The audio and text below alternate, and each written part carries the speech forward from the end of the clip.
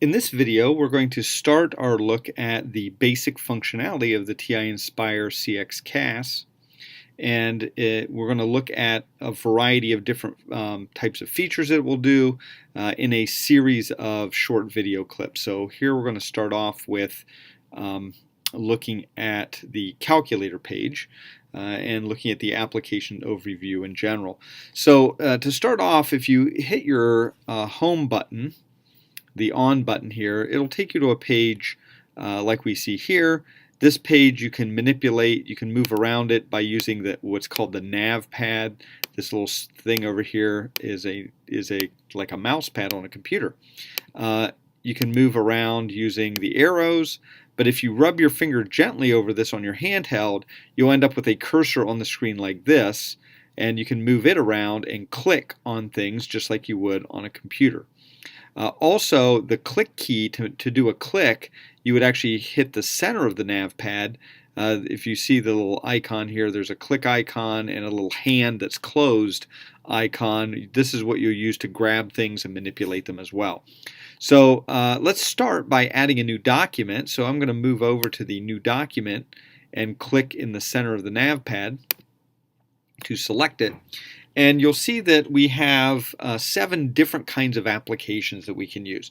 We've got a basic calculator page, a graphs page, a geometry page, a lists and spreadsheet page, and the spreadsheets operate very much like Microsoft Excel. Then we have a data and statistics, which is an application that is a mini version of a software called Fathom, which is a dynamic statistics software. We have a notes page, which has some really interesting features that we'll discuss later. And then we have the Vernier Data Quest, which is an app that allows you to connect probeware such as motion probes or pH probes or pressure probes, temperature probes, a variety of different things, to the calculator to collect real-time data. From time to time we will use this in classes so that we can actually model real-world phenomena. So we're going to start though by going up here to the calculator page and selecting calculator.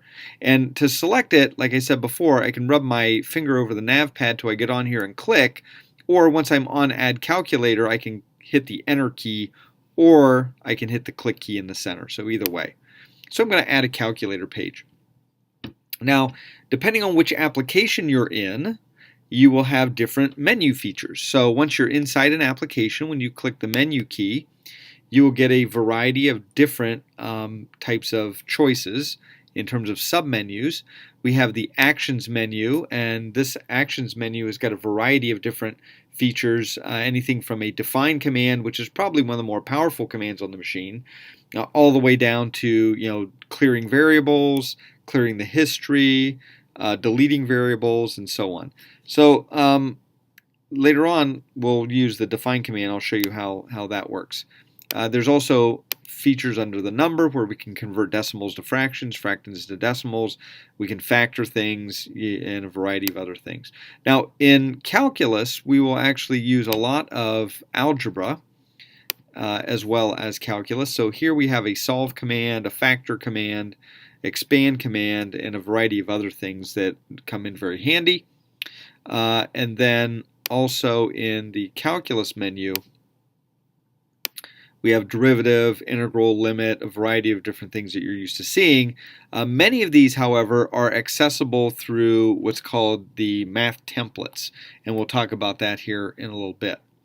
So what I want to do first, and again, you can back out of these menus by clicking the back arrow, and you can also do it by hitting escape. Every time you hit escape, it backs out one level.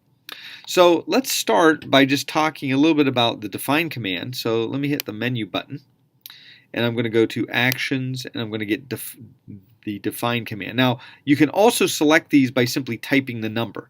So I could go down here if I'm let me back out a minute. So if I'm here and I type 1, it takes me to Actions. If I type 1 again, it gives me my define command. So for example, let's just define a function. I'm just going to define f of x. So I'm going to do f parenthesis x close paren equals, and I'm just going to type x squared. Hit enter. Okay, now once this is defined, the machine knows what it is, so I can simply call it by name. So I could, for example, say, what's f of 2? Hit enter, and I get 4 because 2 squared is 4. I can do a variety of different things with respect to this. I can define one command relative to another command, or one entity relative to another entity. So for example, suppose I also defined g of x to be sine of x. And then once those two are defined, if I do g of f of x,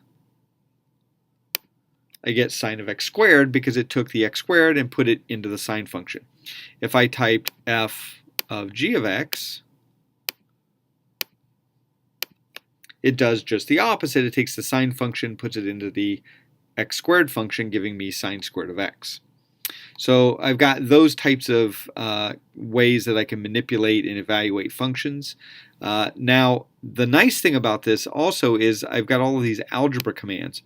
So let's go down and talk a little bit about the algebra menu. Solve command. For example, if I click the solve, it's going to ask me for two things. The solve command syntax is an equation, comma, followed by the variable you want to solve it for. So for example, suppose I have x squared minus x, let's say minus 7 equals 0. And I want to solve that for x. I just say comma x. Now I could have more than one letter involved in an expression, and I could have it solve for x relative to other letters that may actually be in the equation as well. So it doesn't have to be all down to one variable in the equation. But if I hit enter, I get these values. Notice that it does give me exact values because I've got my mode set in if I go up here to my settings, I go to my document settings, all of my settings are in calculation mode auto. I've got the choice of auto, exact, or approximate.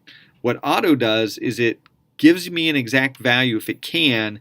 If it can't, it does a numerical approximation. If I had it set in exact mode and it couldn't do it, it simply would give me back the syntax that I entered into the machine. If it was set in approximate mode, it would always force a decimal approximation. So for me, leaving it in auto mode is the easiest thing to do, because if I want to force this to an approximation, I'm going to go up here and grab it. I'm going to hit enter. Rather than retype it, I can just hit enter and it'll copy it down here to the command line. And now, if I want an approximation, if you look above the enter sign, there's the wiggly equal sign. Okay, what that'll do is if I do control enter, it forces the decimal approximation. So since I leave mine in auto all the time, if I want to force a decimal, I just do control enter instead of enter. This way it gives me the flexibility of having exact if I want it, and have an approximation if I desire that too, without having to change settings. So it's a little bit easier to use that way. Other commands, for example, let me go back into the algebra menu, is, let's say, the factor command. So suppose I go in here and I want to factor a polynomial. So let's say I start with x squared minus x minus 6. Okay, I'm not looking to solve an equation. There's no equation here. It's simply an expression. But I want to factor it. So the factor command simply factors it as x minus 3 times x plus 2. Similarly, there's an expand command, and I can go down and I can say, suppose I wanted to expand this thing that's up here. Well, I can just go up on top of it and hit enter, and it'll copy it down to where my cursor was in the command line. And now I hit enter, and it expands it out to what I started with. So I can go forwards and backwards with respect to factoring and expanding things. Now, another nice feature is to have solve not just for a single variable, but suppose I want to solve for a system of equations. I can go into my menu and I can go down to algebra, And you'll notice down here there's a command called solve system of equations, and I can either have any kinds of equations, or if I want to limit myself to just linear equations, I can do that. I'm just going to say solve system of equations in general. And let's say I've got two equations and two unknowns, and let's just call the variables x and y as we have it already here. That's the default. It doesn't have to be that. For example, if I had variables a, b, and c, you could leave those there, and you would just have to enter a, b, and c here instead of x and y. Let's go in here and see what we get. I'll click OK. Notice it sets it up so that I've got little boxes for the two equations, and here it's telling the machine, oh, I want to solve for the variables x and y. So let's start. Let's suppose I have x plus 2y equals 3, and then let's suppose I have 4x plus 5y equals 6. And I want to solve that. Now I just hit enter. And there I get x of -1 and x of 2. I'm sorry, and y of 2. And it will solve it for me. This is particularly handy in applications because you may have parameters involved in families of functions like a, b, and c, and you want to be able to say, oh, I would like to have the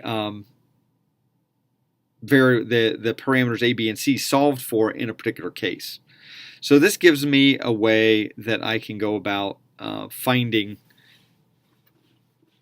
parameters in a situation that allow me to have a variety of different families of a variety of different parameters to define a family of functions. And we'll talk about those later when we talk about graphing and sliders. Now, in terms of calculus menu, let me go in here and select and show you some of the calculus features. The easiest way for most of the calculus features is to actually click this little button here next to the 9 called the Math Template. And here you'll notice that I've got a variety of different things. For example, first derivative, second derivative, nth derivative, so I can take whatever degree derivative I want there. I've got integrals, I've got limits, and everything else. So I'm able to choose whatever I want. Suppose I want to take the derivative of something. Let me go up here. There's also vectors and matrices, variety of things. Suppose I want to take the derivative with respect to x. Let me move over to this box. Let's just do something like the sine of e all to the x squared, let's say. Okay, so here what the machine did is it applied the chain rule for me and everything else, and it simplified it out. So it's very nice, very handy. If I want to know the second derivative of the same thing, I would just go in here and I would just select the second derivative template right there. Again, I want to take the derivative with respect to x, put that in there. Now, suppose I want to have to retype this. Let me show you a feature. I can go up on top of this, hold my shift key down, and by shift key I mean this key above the 7 key, holding the shift key down, drag across it until it's all highlighted in blue, and now if I do Control C, it copies that thing, and then I can go down and I can do Control V, just like on a computer, and paste it, and this will give me the second derivative. Notice it's longer than my screen shows, but if I want to see it, I can just go up to the top, hit my left or right arrows to get to the front, and then I can scroll across to see all of the pieces of the second derivative process. Okay, so this allowed me to do that. Okay, so that gives me a way to find derivatives. I can also integrate stuff. So let me go in and show you the template there. We have the definite integral. So let's say we have the integral of, let's say from 1, hit my tab key. The tab key is a really nice key for moving around the boxes. So let's say I want to go from 1 to 5, tab, and let's say I have, let's say cosine of, let's put something inside here. Let's just do x squared. And then let's see, let's put out front. I'm going to put an X here. Oh, by the way, when I type an X, you'll notice that the cosine is no longer, it's now italicized because it thinks X CAS is a single word, so to speak. If I want to show multiplication, I have letters next to letters, I need to use the times key. I have to show that I want a multiplication operator there. If it's a number followed by a letter, it will imply the multiplication. But if it's a letter followed by a number, it will not. Because, for example, suppose you want to name a variable x1, x2, x3, and so on. You don't want it to imply multiplication there. So if it's a number followed by a letter, it will imply it automatically. If you have two letters together, or if you have a letter followed by a number, you have to actually use the multiplication operator to make it work. Okay, so let's see what happens. Okay, so here it gave me the sine of 25 over 2 minus the sine of 1 over 2. If I wanted to force an approximation, I can just do Control-Enter, and that forces the numerical approximation. Now, if I wanted an antiderivative as opposed to a numerical value for an integral, I can go in here and select my integral command, or I could select the integral command that has the limits of integration on it and simply not put anything in there. So for example, suppose now I go up here and I grab this guy and pull him down, Control C, click down here, Control V, with respect to x. Now it gives me the general antiderivative of x times cosine of x squared. Okay, so again, definite integral, or antiderivative. So this gives me ways that I can do that. Another thing I can do is I can find limits. So for example, if I want to find the limit, let's say as actually let's just do a definition of a limit. So let's do the limit as h goes to 0. So I'm going to hit my tab. 0. We'll use the definition of derivative here. Okay, and I'm going to put the difference quotient in here, so I'm going to form a fraction, so I'm going to do Control Divide, that forces a fraction. And I'm going to say, what do I have defined as my function here? I think I defined f of a, let's just do sine of x, g, okay? So let's just suppose I want to find the limit, or in a sense the derivative of sine, so I'm going to say g of x plus h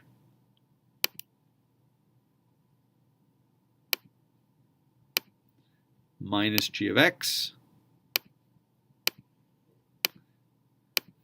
all divided by h. This is the formal definition of derivative, and so this is going to find the derivative of my function g. And notice I get cosine of x because the derivative of sine is cosine. Okay. So I can use the limit commands. I can use any kind of function I want to find the limit of. I can use the limit command. So this is a basic functionality that you're going to want to use from time to time on the calculator page.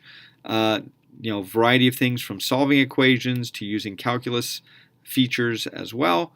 And they'll come in handy, particularly when you try to apply calculus to real-life situations and you want to play around and explore some possibilities.